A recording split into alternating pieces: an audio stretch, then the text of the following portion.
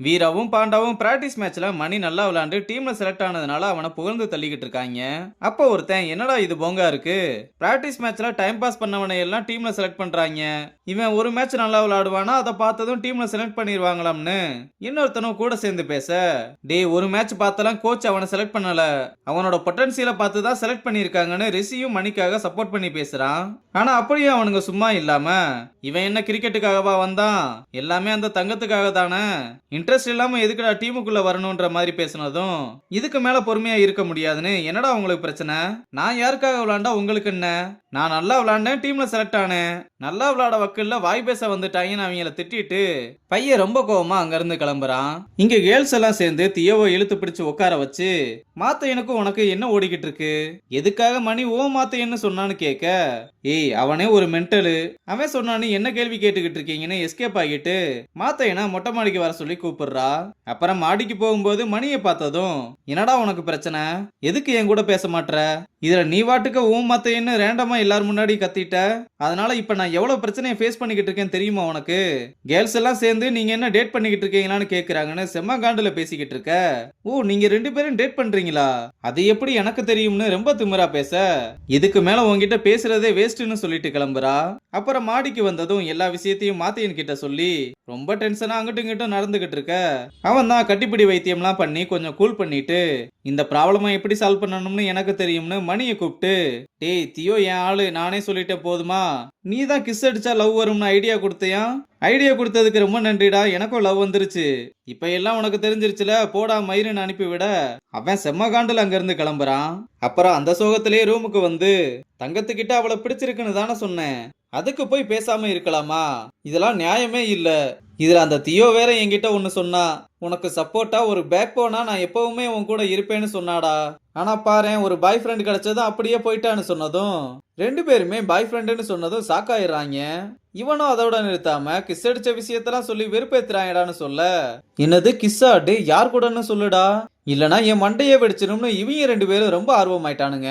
வேற யாரு அந்த மாத்தையன் தான்டா, கிஸ் அடிச்சானாமா அதை பெருமையா வேற சொல்லிக்கிட்டு திரியிறான், ஆனா நான் மட்டும் தேவதாஸ் மாதிரி சுத்திக்கிட்டு திரியிறேன்னு புலம்பிக்கிட்டே மட்டையாகிற, மாத்தையன் லவ் பண்றாரா, அது மட்டும் இல்லாம தியோ அக்காவை கிஸ் பண்ணிட்டாரான்னு இன்னும் சாக்குல தான் இருக்கானுங்க.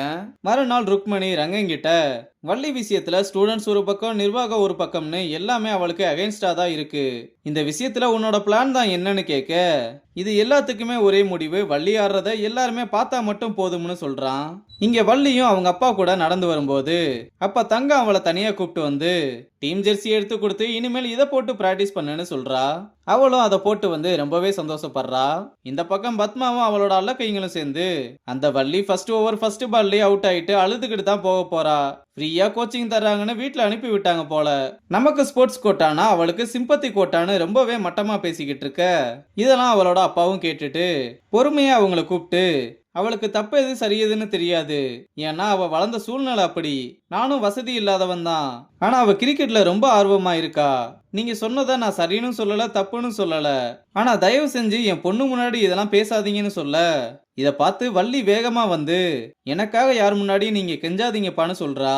ஆனா எப்படி 100% பணக்கார பொண்ணுங்கலாம் எப்படி ஒரே மைண்ட் செட்ல இருக்காங்கன்னே தெரியலங்க. அது ஏன்னு உங்களுக்கு தெரிஞ்சா கொஞ்சம் கமெண்ட்ல சொல்லிட்டு போங்க, நானும் தெரிஞ்சுக்கிறேன். அங்க கட் பண்ணா பசங்க எல்லார்கிட்டையும் வீராவும் பாண்டாவும் மேட்ரை போட்டு உடைச்சிட்டாங்க.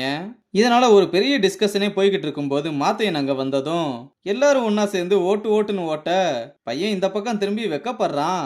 இந்த பக்கம் மணியும் கேட்டீனுக்கு சாப்பிட வர, எதிரில் தங்கமும் தியோவும் உட்கார்ந்து இருக்கதை பார்த்துட்டு வேகமா இந்த பக்கம் திரும்பி உட்காந்துக்க, அது எப்படி இப்படி நடிக்கிறான், நானும் மாத்தையனும் டேட் பண்றது இவனுக்கு தெரியாதா, ஓவரா சீனா போட்டுக்கிட்டு இருக்கான்னு வாய் ஓலரி சொல்லிற, என்ன சீனிய சொல்றீங்க, இது எவ்வளவு பெரிய ஹாட் நியூஸ்னு எல்லாரும் முன்னாடியும் போட்டு உடைச்சிர, எல்லாரும் ஓடி வந்து தியோவை கலாச்சு தள்ளிட்டு வாங்க மாத்தையனையும் போய் கலாய்ப்போம்னு கிளம்பிற.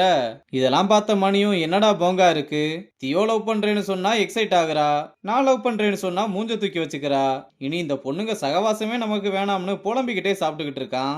இங்க வள்ளி வந்து ரங்கங்கிட்ட, எனக்கு இதெல்லாம் வேணாம், என்னை எல்லாருமே டீஸ் பண்றாங்க, என்ன கிண்டல் பண்ணா கூட பரவாயில்ல, ஆனா அதை எங்க அப்பா கேட்டு ரொம்ப கஷ்டப்பட்டு அவங்க கிட்ட ரொம்ப கெஞ்சின மாதிரி பேசிட்டாருன்னு வருத்தப்பட்டு நடந்த எல்லா விஷயத்தையுமே சொல்ல, எல்லாத்தையுமே கேட்டுட்டு அவளை பக்கத்துல உட்கார வச்சு, கேமை விட நீ இந்த விஷயத்துல தான் ஸ்ட்ராங்கா இருக்கணும். நீ கஷ்டப்படணும்னு தானே அப்படி பேசுறாங்க. அவங்க என்ன பேசினாலும் அதை நினைச்சு நீ கஷ்டப்படாத. நீ எதுக்காக இங்க வந்தியோ அதுல மட்டும் ஃபோக்கஸ் பண்ணுன்னு அட்வைஸ் பண்ணி வீட்டுக்கு அனுப்பி விட்டுட்டு அப்புறம் கேர்ள்ஸ் எல்லாரையுமே கூப்பிட்டு, நீங்க எனக்கு தெரியாதுன்னு நினைச்சு பண்ணிக்கிட்டு இருக்க ஒவ்வொரு விஷயமும் எனக்கு தெரியும். நீங்க ஒழுங்கா விளையாடலனா கூட பரவாயில்ல, ஆனா உங்க பிஹேவியர் மட்டும் சரியில்லைன்னா அப்படி ஒரு பிளேயரே எனக்கு தேவையில்லை. அது சீனியரா இருந்தாலும் சரி, எவ்வளவு பெரிய பிளேயரா இருந்தாலும் சரி, யோசிக்காம வெளியே அனுப்பிக்கிட்டே இருப்பேன்னு வான் பண்ணி எல்லாத்தையுமே அனுப்பிட்டு பத்மாவை மட்டும் கூப்பிட்டு, நீ பெரிய பிளேயரா வரதெல்லாம் இருக்கட்டும், ஃபர்ஸ்ட் நல்ல ஹியூமன் பீயிங்கா இருக்க பாருன்னு சொல்லி அனுப்பி விடுறதோட இந்த எபிசோட முடிச்சிருக்காங்க.